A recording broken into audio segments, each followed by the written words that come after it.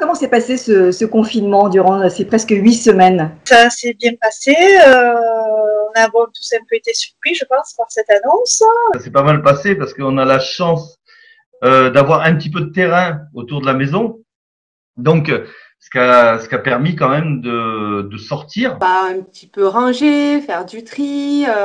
Voilà, on profite tout ce qu'on n'avait pas pu faire avant pour le faire donc pendant le confinement. C'était un peu long parce que je me suis ennuyée.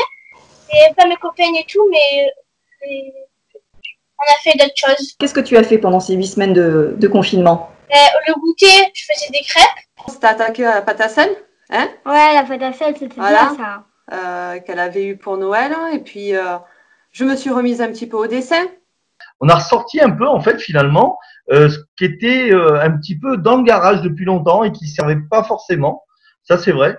Et du coup, on a ressorti des trucs, même un panier de basket que j'ai raccroché. Et j'ai surtout été le coach scolaire de mes enfants pendant 4 semaines.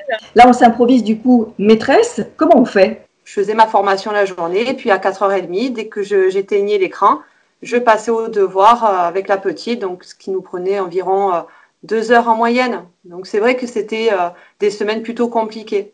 On a dû jongler donc avec Pronote, imprimer, scanner, mettre sur les clés USB. Donc moi je suis pas trop une pro de l'informatique, donc bon, on s'en est sorti. On est souvent plus dur avec ses enfants. Enfin moi personnellement, c'est vrai que des fois, elle avait tendance à bloquer sur des trucs et on est moins indulgent en fait. Pour expliquer les choses, on se dit quand même que voilà, pour être pédagogue, c'est quand même un métier et que voilà, on peut pas les remplacer ad vitam aeternam, quoi. Quels sont les points positifs de ce confinement pour vous? Passer du temps avec ses enfants, ça c'est quand même royal parce qu'on est tous pareils, on a une vie.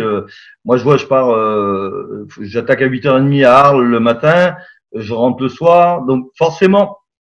On a beaucoup moins de temps. On prend plus le temps de faire des choses qu'on n'avait pas le temps avant de faire et on se dit est-ce que avec ce déconfinement est-ce qu'on va pouvoir continuer à prendre de ce temps-là, quoi. On a été plus ensemble, donc on a fait plus de choses qu'on ne pouvait pas faire avant.